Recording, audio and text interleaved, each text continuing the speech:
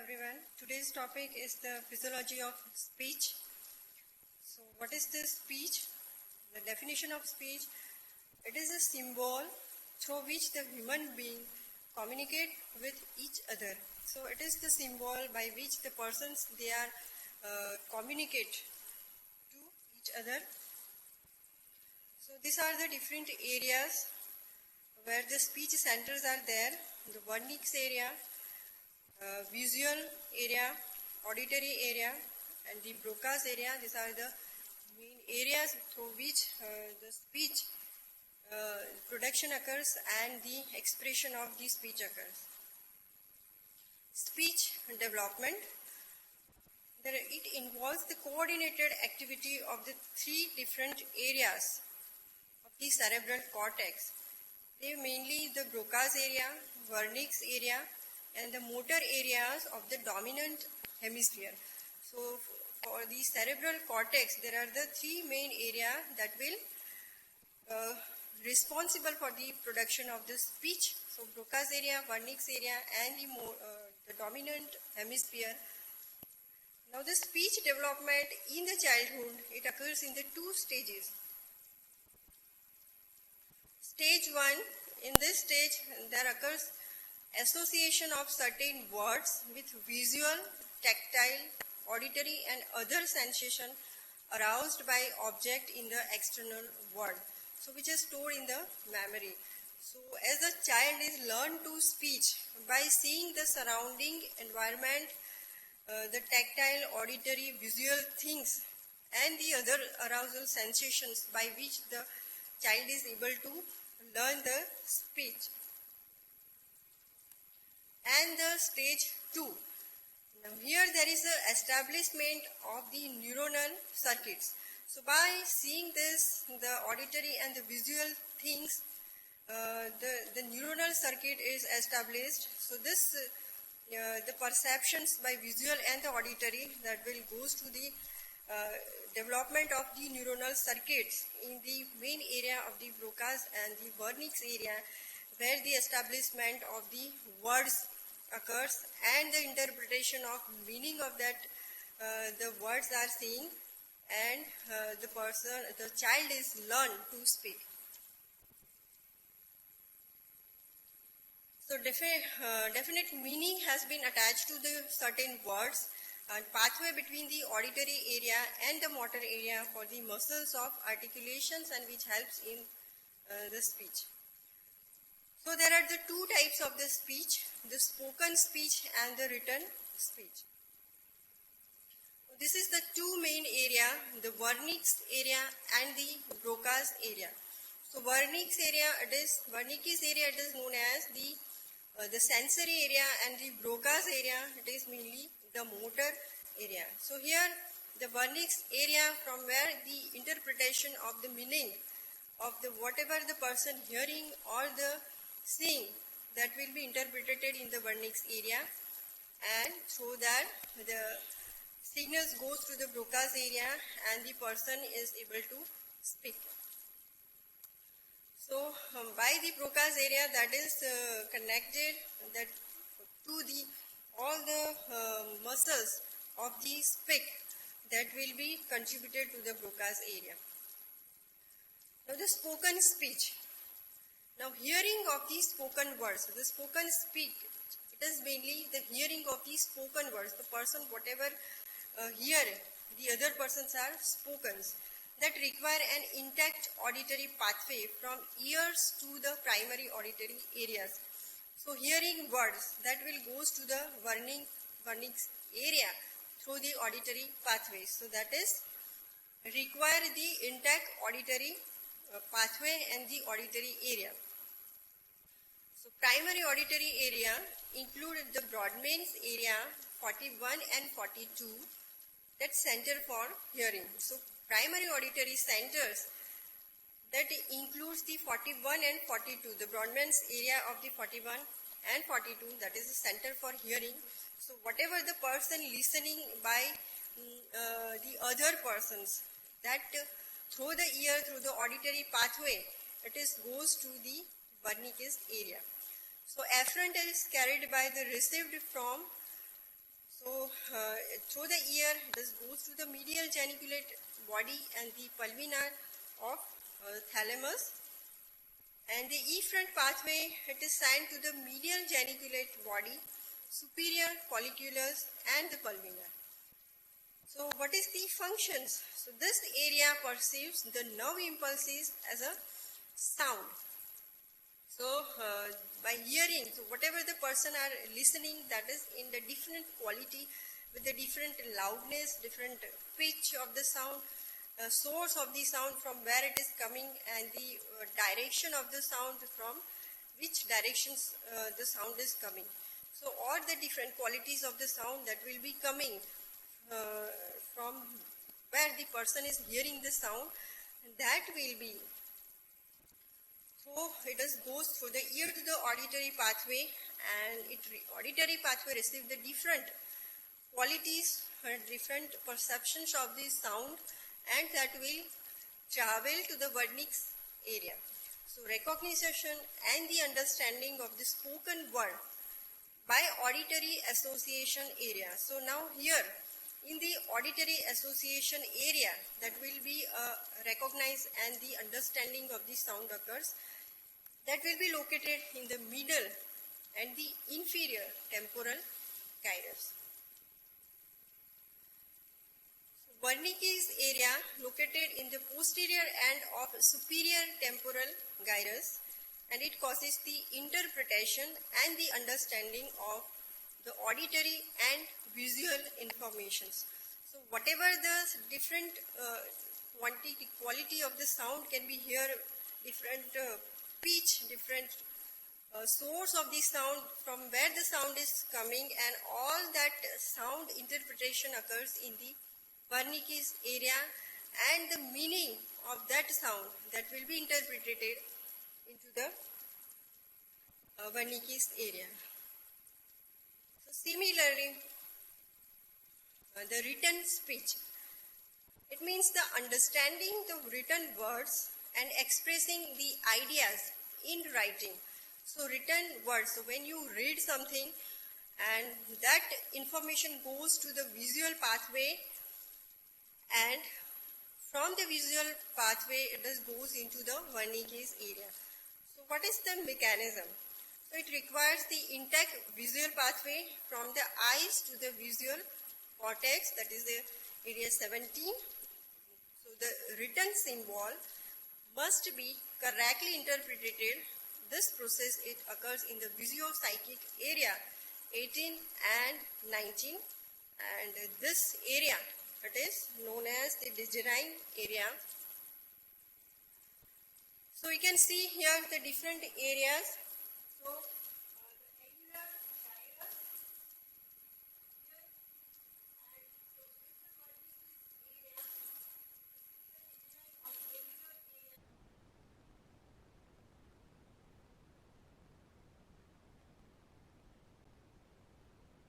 From where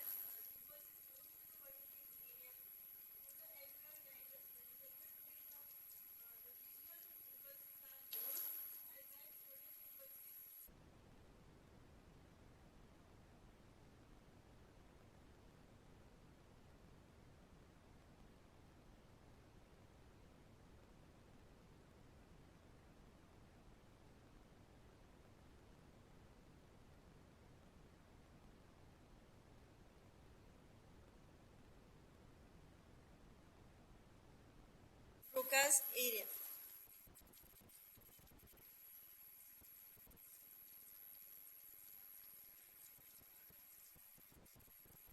So now this is the figure. You can see the different areas, the Wernicke's area, Broca's area, the angular gyri, that is also it is known as the digerine area. So Wernicke's area, that is the Wernicke's area, angular gyrus. So here the impulses of the written word through the visual pathway, that will be recorded here, and the person is able to interpret the written speech, that is here, and the Wernicke's area, behind that the angular area, it is angular gyrus is located, that is also known as the digerine area. So there is expression of the speech occurs here.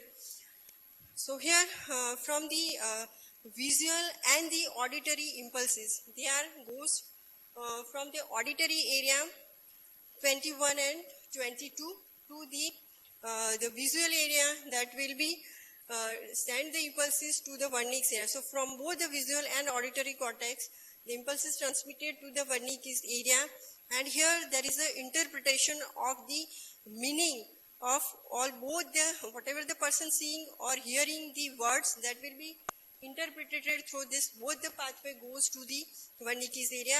Here there is the interpretation of the meaning occurs, and that will through the angular gyri, it is goes to the Broca's area, and in the Broca's area there is a expression of the speech occurs. When the person is able to speak whatever he hear or the listening the words. So digerine area, or it is located behind the Wernicke's area in the angular gyrus. So that here there is an expression of the speech, that area for the expression of the speech. Wernicke's area.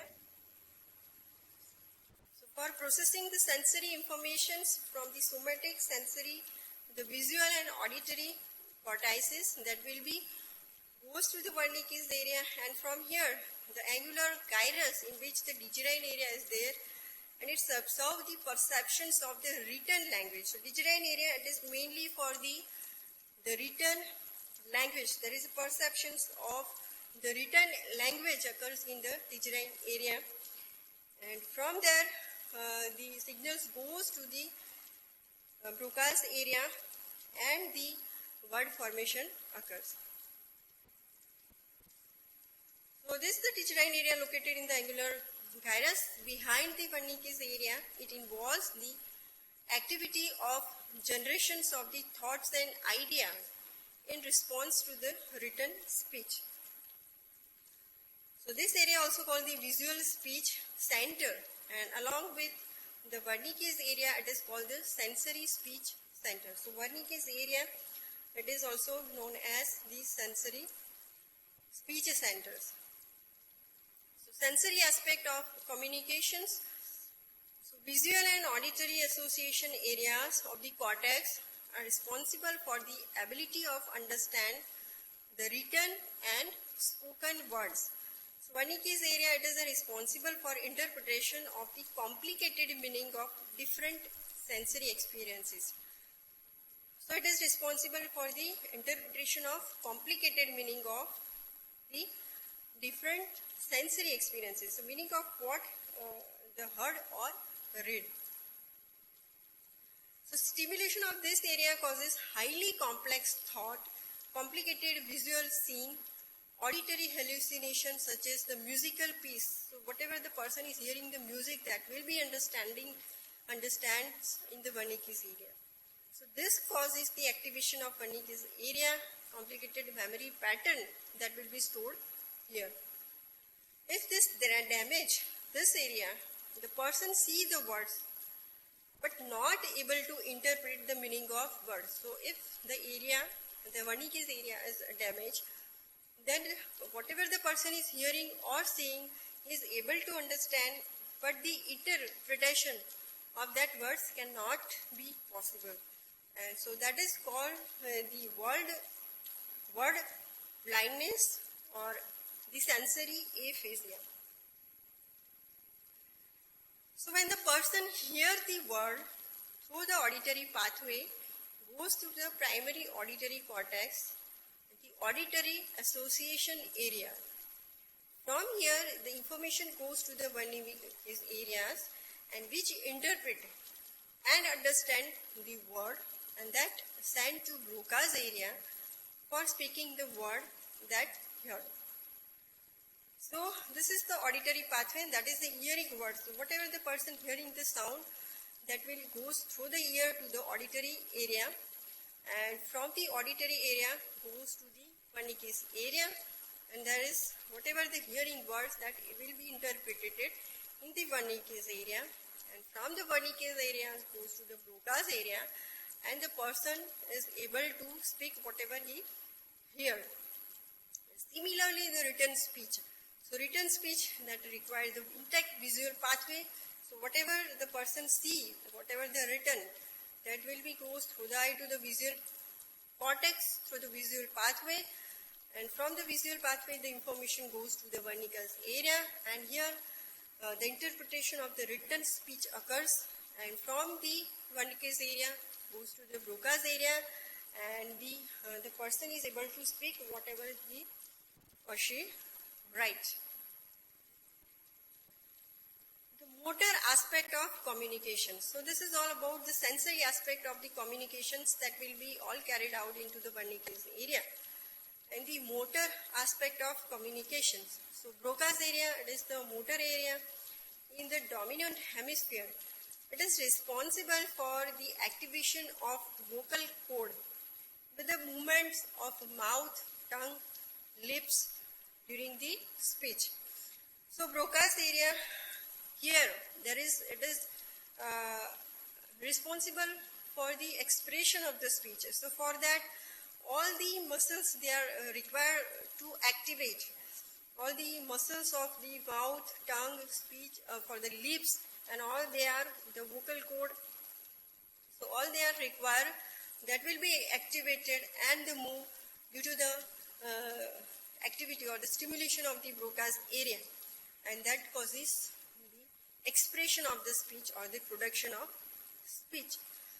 So this area responsible for the formation of word by exciting the laryngeal, respiratory muscles and the muscles of mouth simultaneously. So when person hear or read the word from the auditory or visual areas goes to the Wernicke's area, and that decide what the person have to speak. Then goes to the Broca's area, and the expression of the words occurs in speech. So this is how the speech production occurs from the hearing words and the written words. How they are goes through the auditory pathway and the visual pathway, and all their interpretation occurs in the Wernicke's area and goes to the Broca's area, and the person is able to speak whatever they heard or whatever they speak or writing what they read. Now here some concept of the dominant hemisphere for a language. So in human, the cerebral cortex, the interpretative functions of Wernicke's area, the angular gyrus and the frontal motor speech areas are highly developed in one hemisphere. So in human, you can say there are some dominant hemisphere is there. So in the cerebral cortex, the interpretative functions of Wernicke's area, the angular gyrus, the frontal motor speech areas is highly developed in one hemisphere. It is called the dominant hemisphere. But how it is still not understood. So what is the important is that, so in the 95% of the people, the left hemisphere is dominant. But the motor area concerned with the hand movement is closely associated with the center of speech. So this explains that 90% individuals are right-handed. So most of the people were the right-handed, they have the left hemisphere is dominant. The right hemisphere dominant, where it is seen in the 15% of the left-handed. So if the persons are left-handed, where it has the right hemisphere is dominant, and the person is right-handed, where the left hemisphere is dominant. So most of that is the left hemisphere is dominant, that is the 95% of cases. And the 15% were the left-hander persons, where the right hemisphere is dominant. And the 70% of the left-hander also have the left hemisphere dominant. So nowadays these studies are also there. But the 70% of the left-hander also have the left hemisphere. So So not much more difference where both the hemisphere have their work coordinated and both the hemisphere coordinating movement working are together. So area in non-dominant hemisphere, that is corresponds to the Wernicke area, and it involves in the language functions. So it's responsible for the emotional content and the spoken language. So it's also important for understanding and interpretations of non-verbal, visual, auditory experiences, such as the recognition of the visual pattern or faces and the interpretation of music. So there is the interpretation, recognition of visual, the faces, the music, that will be all interpreted by the two different hemispheres. So concept of the categorical and the representational hemisphere. Recently, it is believed that the left hemisphere is not really dominant over the right hemisphere. But two halves of the brain have the different functions: consciousness, speech, memory, storage, control of motor activities. That all will be done by the two hemisphere by the coordinated movement.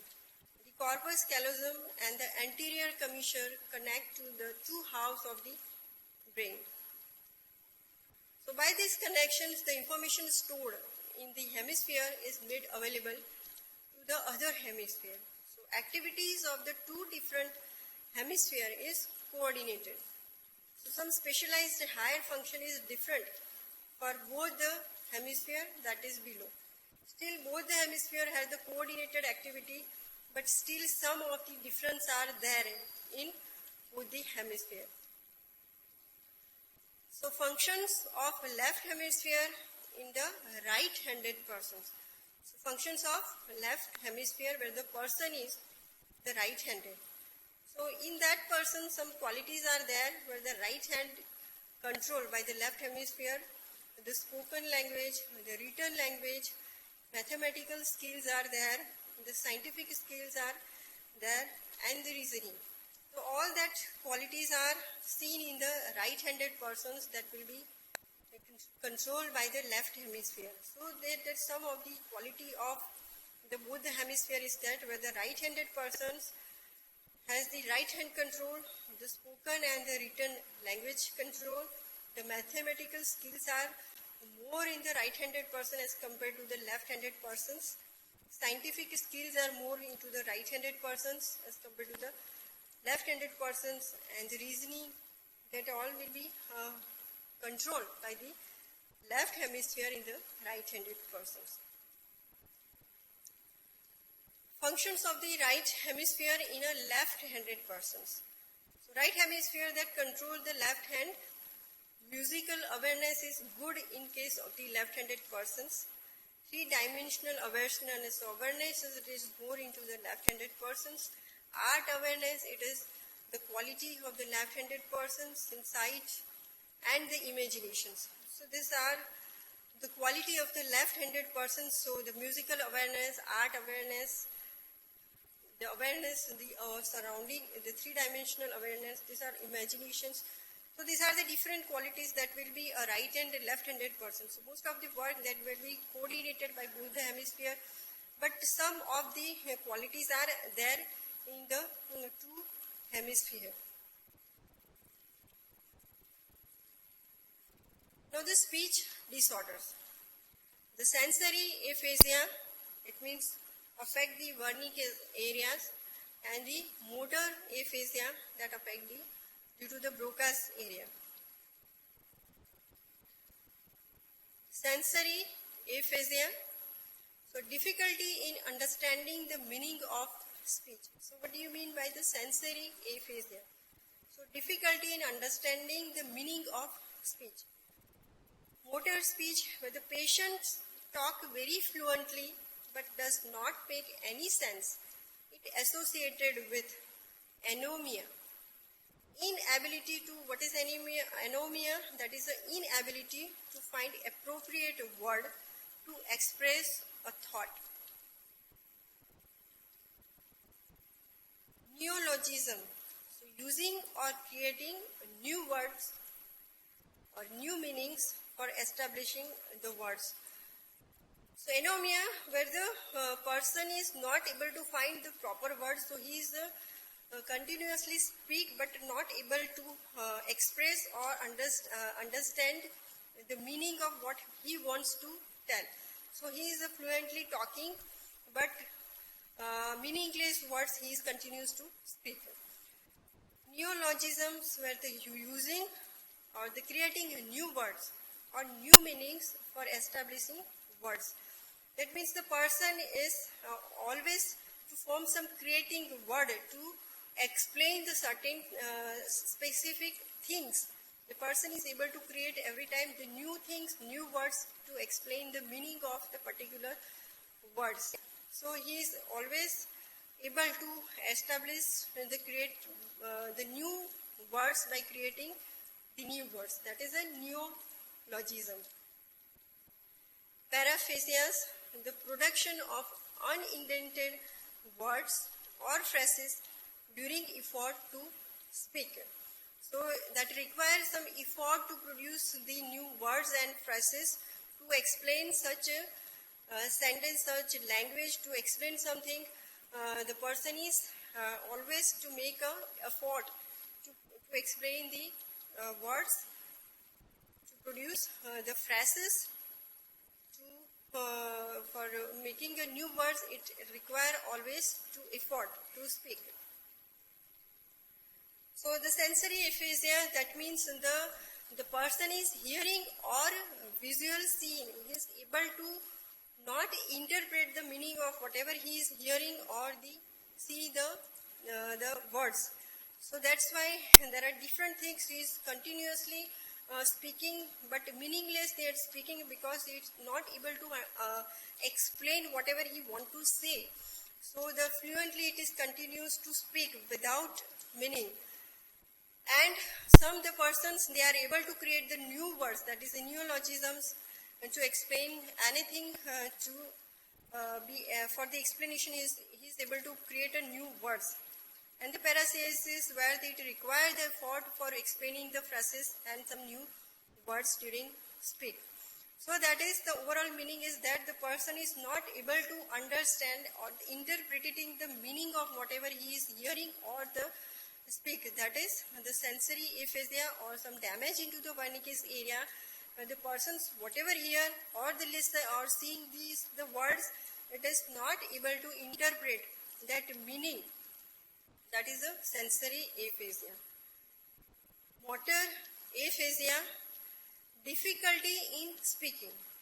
So person able to formulate the verbal language in his mind but cannot vocalize the response. So here all the pathways are intact, whatever he is hearing or seeing the words. So visual pathway is intact, auditory pathway is intact, Wernicke's area, the sensory area is also intact.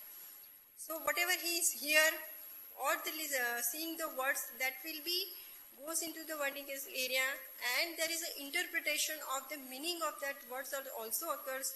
But when it goes to the motor area, due to damage to the motor areas, that understanding the meaning of that words cannot be expressed in the speech due to the damage into the motor area. So person cannot be vocalize that response. Out of that he is understanding all the things, but it is not able to speak. The speech is non-fluent. The patient speak only few words with great difficulty. So here there is all the meaning that will be person can understand whatever he want to speak, whatever he hear, whatever he read, that is all okay, that all will be normal, but he is not able to speak whatever he want to say. So where the person is not able to generate the words. So that is called the expressive aphasia. The person is not able to express the word whatever he want to say. That is called the expressive aphasia. Inability to write. So the person is whatever to hear or the read, but he is able to understand what he want to write, but he is not have the ability to write, and that is called the agraphia.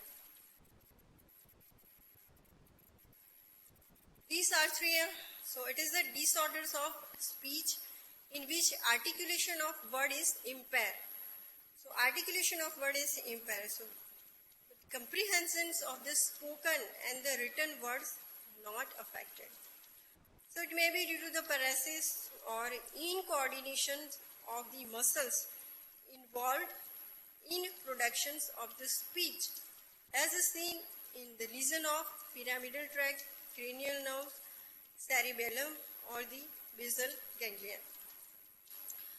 So it may be due to the paralysis or the incoordination. So dysarthria, that means the person is, everything is understand, that is interpretation of all the meanings, whatever occurs, whatever he is hearing or the seeing the words, but not able to express the speech. That is the dysarthria due to the some problems in the articulation of the speech, for the production of the speech that involve all the muscles of tongue, lips, larynx, muscles of respiration. So all some damage in that area, that will be the person is not able to express the words. So that is the dysarthria. Global aphasia. So there is a total inability to use the language communications.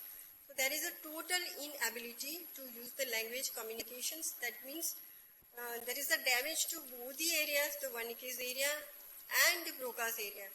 So overall inability, the person is not hearing or not understanding the meaning and the not able to speak. So here there is lesion in both this area, Wernicke's area and the motor area. The common cause of aphasia, it is mostly produced by the thrombosis or the embolism of blood vessels in the dominant hemisphere. Aphasias are commonly associated with a right-sided motor or the sensory deficit, but may occur independently. And the lesion is restricted to the cortical association area. The other abnormalities, that is a tongue tie or the ankylosing. So it is the condition present at birth. The tie band of tissues tethers the tongue's tip to the floor of the mouth. So it can affect the child's eating, speaking ability and the swallowing ability. So there is a fibrous tissues are, the thick band of the fibrous tissues are formed at the floor of the mouth.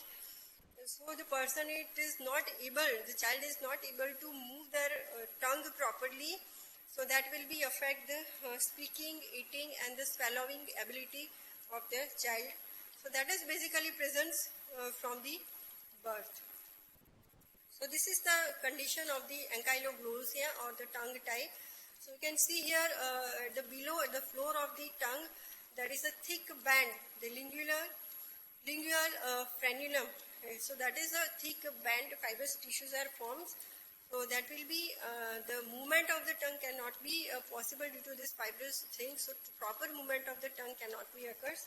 So that will be create the difficulty in the eating, speaking and the swallowing in the child.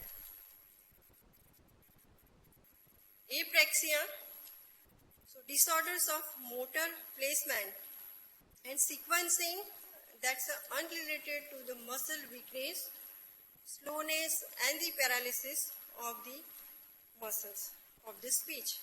So when the speech muscle groups are affected, it is called the apraxia of the speech. So here again, the speaking muscle, so here there is a damage to the Broca's area mainly.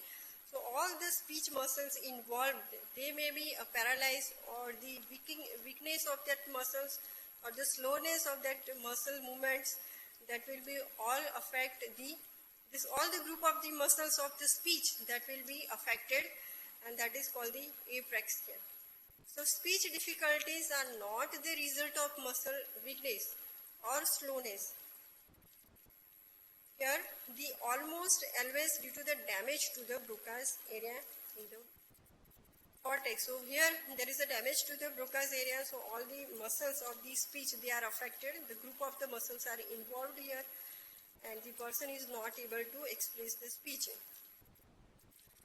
So what the person is understand the meaning of the words, always whatever he hear or the seeing the words, but he is not able to express the words. So he find whatever he want to speak, and he is speaking like progressively, and he is find the words, and then he is able to speak slowly. So symptoms of apraxia were difficulty in initiating the speech sounds. So he is speak slowly. First he is found out the speech or speaking words, whatever he want to speak, and then he speak. The difficulty initiating the non-speech movements, oral apraxia, such as the sticking out their tongue. So that tongue, the sticking out, due to the sticking out of the tongue, he is not able to speak the proper word that he want to say. Cropping when trying to produce the sound, and he is crop during the production of the sound, during the speech. So in severe cases, an inability to produce the sound at all. Inconsistent error and the slow rate of speech, somewhat preserved ability to produce automatic speech, such as the greeting like "How are you?" So he is sometimes he is producer rapidly speaking whatever he want to speak, and sometimes he is not able to generate the words what he want to say, what he want to understand, and he want to what he want to explain the words, that will be his progressively and slowly speaking, and in between he is stopped to say, like that he is speaking very slowly, and he is required to find out the words due to sometimes sticking out of the tongue. So these are all the symptoms of apraxia. So apraxia, it is the neurological disorders that affect the speech. So what this child is saying, when I can understand what you say, I want to talk to you, but I have a hard time saying what I want. Please be patient with me. So this is the child that he want to say. He is able to understand what you say, and he want to talk to you with what he understand. But he make us some difficulty, some effort to speak what he want to say. So you have to be a patience with this type of the child, and to understand what he want to tell you. Autism. So autism, it is the developmental disability that impact the neuronal development of the brain in the areas of social interactions and communication skills. So here, that is the neuronal developmental disorders in the child. It is at the birth. So along with all this deficit into the Broca's and this Wernicke's area, there is also the neuronal deficits are that. So there is there's some normal development is not in this type of the child. So there is disability in the normal development of the brain of this type of the child. So that is the areas of social interactions and the communication skills are not be there. So autism is the difficult thing to understand. When the person with autism may have the different symptoms and the behavioral characteristics than the another. So here, due to the neurological disorders, there is some different characteristic and different symptoms are there. Because of this vast differences, the doctors not think of autism as a spectrum disorders. In other words, it is a group of disorders with a range of similar features.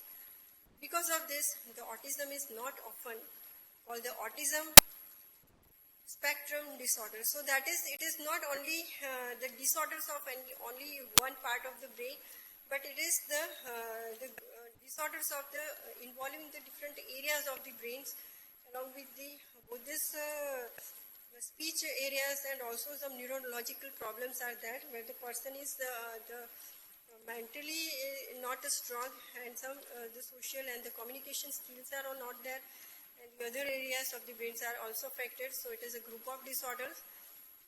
So that is known as the autism. So signs are there. The non-verbal communications problems are there. Speech and language difficulties are there. The delayed milestones and the social skills are delayed. Rigid and inflexible behavior. So these are all about the speech.